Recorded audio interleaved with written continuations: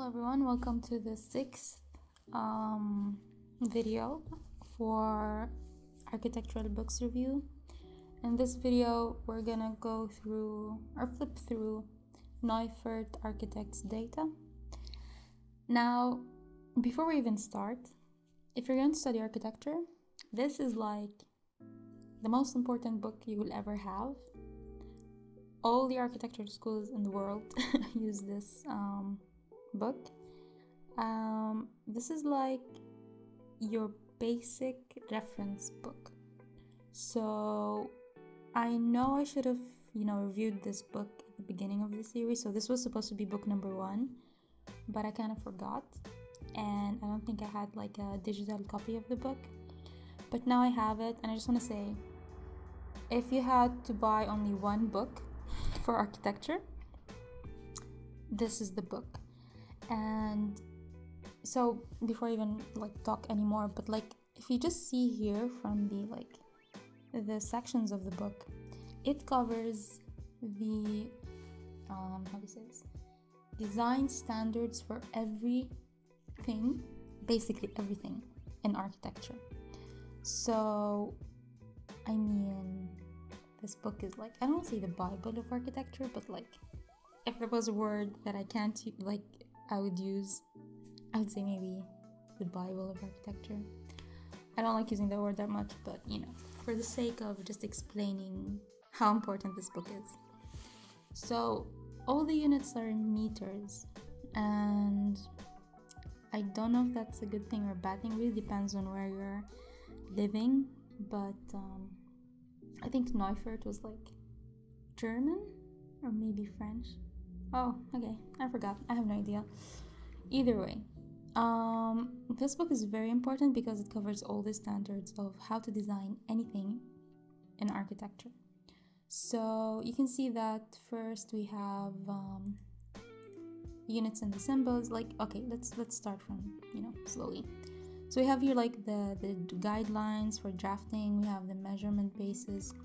But let's say hypothetically your professor was our next design project is gonna be a fire station. So just to start with how to design fire station, you immediately go to your Neufert's book and you check the standards for how to build a fire station. So here we have just literally a thorough guideline on how to design fire stations and how important it is. And let's just make a facing page.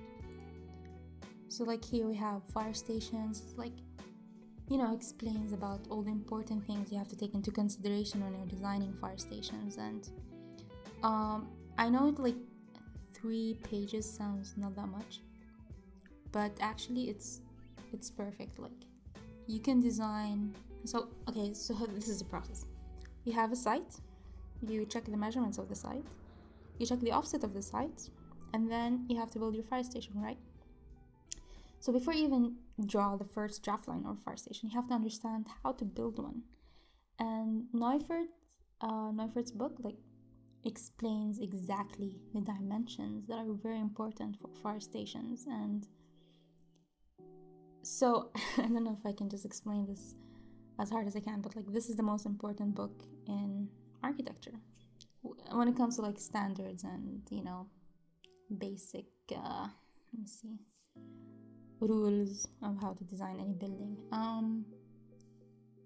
After that, you can just do your case studies and all your 3D and all your drafting lines and your plans and your sections, whatever. But if you're just starting in architecture, or even after you graduate, actually, you use this even in offices, where you check if what are the most important elements of the building and how much is the maximum and the minimum dimensions for all the functions inside the building. So let's just go through the book. Whoops. Okay, so now that I'm done just literally explaining how important this book is, we're just gonna do a really fast flip through the book. And the thing is, this book is really heavy, and it's really thick. So it's not like a light read, it's more like a reference book for designing any building you want in architecture. So first thing goes with like the units and the symbols, and like if you have an architectural blueprint, one of the most important things. It talks about how to document your drawings and how to fold like an A1 paper, stuff like that. Like we have, you know, all the basic important things and tools, and you know, the traditional tools in architecture. And it doesn't tell you how to design it. I mean, it's not a how to design book, it's more like the standards for measurements in everything in architecture, like interior and exterior. So here we have all the symbols that you use in your floor plans, how to drill doors, stairs, like the hatching for your drawing, stuff like that. So here, like, this is really important, like the dimension of the person who's gonna, or the user of your building. So like if he's standing up, what is like the minimum, if he's sitting down, if he's laying down, so like how much space does he need. So this is basically how we know how many persons can fit in the room, because like we're saying one person needs like 60 centimeters, and like we just, you know, divide and multiply and stuff like that, and just like we can estimate how many person can fit in the room. Let me see. Building biology. I mean, it goes really in a very fast, shallow way about like visual, how do you say this? Like visual design and stuff like that. So you can see like the effect of horizontal lines and like the effect of vertical lines. What else?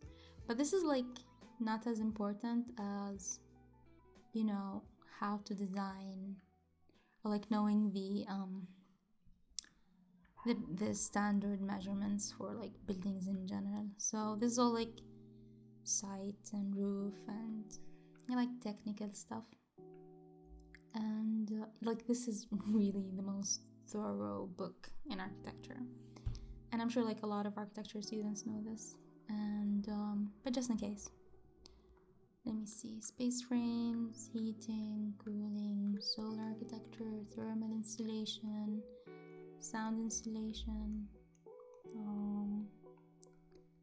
So yeah, I mean, this is a really thorough book about everything, literally everything. Daylight, window types, doors, stairs, type of stairs, how to design stairs, lifts, renovation, how to renovate.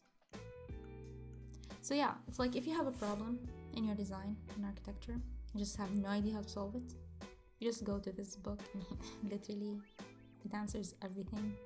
So like if you're wondering how many meters the car needs to park, or like how many meters it needs to make a U-turn, it's here. Like urban, landscape, everything.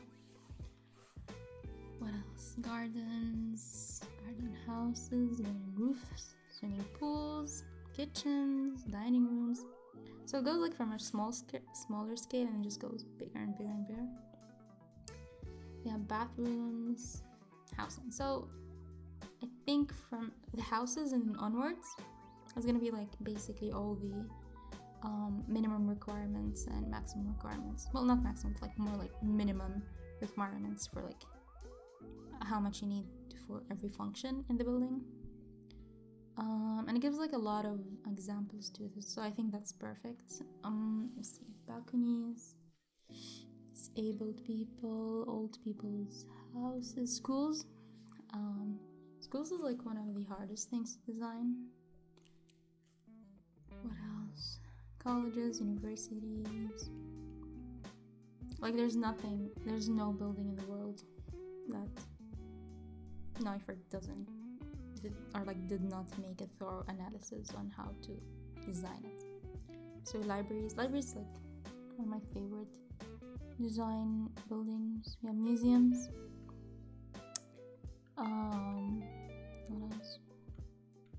So basically I'm just gonna, go through it because I had this idea where I would do like I wanted to call it like the Neufert's project, and basically make a video from scratch on, like, let's say we need to design a library, so I'll just design a library from scratch and then show you how to take the standards from Neufert. But I didn't do it. I'm thinking about it. It's in my mind. So we have workshops, warehouse design. Again, I hate warehouse designs. I really I remember like when I was working as a junior architect and we had to do a warehouse design. For some reason I hated it. I don't know why. I just did not like it.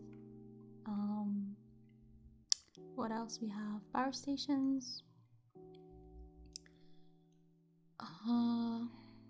So yeah, as you can see, literally everything. I mean, look, sizes of cars.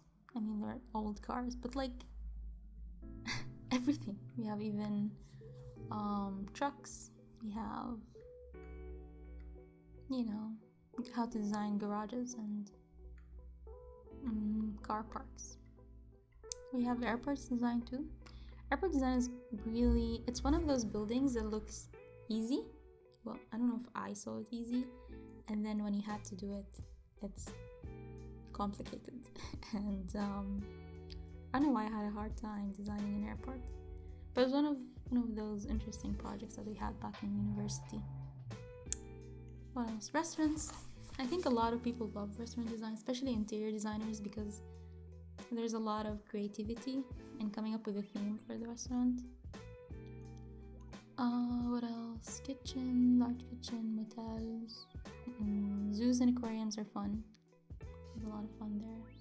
Auditoriums. The thing with auditoriums, I don't know if I'm right or I'm wrong, but based on what I designed, I feel like auditorium design is, there's like a set of them, and basically it's like a block. I don't say it's a block, but like when I was designing auditoriums, there's like a certain amount of design options you have, and just take the box of the auditorium, like this big hall with all the seating and stuff, and just like literally copy paste it into your building and then just design around it. But you just don't design an auditorium from scratch unless you're like, it's like your speciality or something like that. But like if you're just designing for university design project or something like that, then you just find someone who have a block of their auditorium or their theater design, take the whole block and just insert it into your building. So that's interesting. What else? Stage design. Now I could be wrong, don't take my word for it, but I've noticed that when we had to do our theater design. Sports hall, dimensions for like every sport in the universe, even golf courses. Damn. Boats, ski jumps. So what else? Indoor swimming pools, hospitals. So you really can't say that it's impossible to design a hospital. I'm like, if you're a student, or like, because the standards are there. The standards are inside this book. There's no, of course you need the guidance of your professors and stuff like that for your design, but like to design any building and have the standards ready. Imagine if you had to if no one did this book and then you had to go to a hospital and just do the measurements from scratch. That would be an absolute nightmare. So I'm really happy this book exists. And and just take all the standards and the measurements. Do the analysis and do take notes and then it just makes life easier. What else? Synagogues, mosques, graveyards.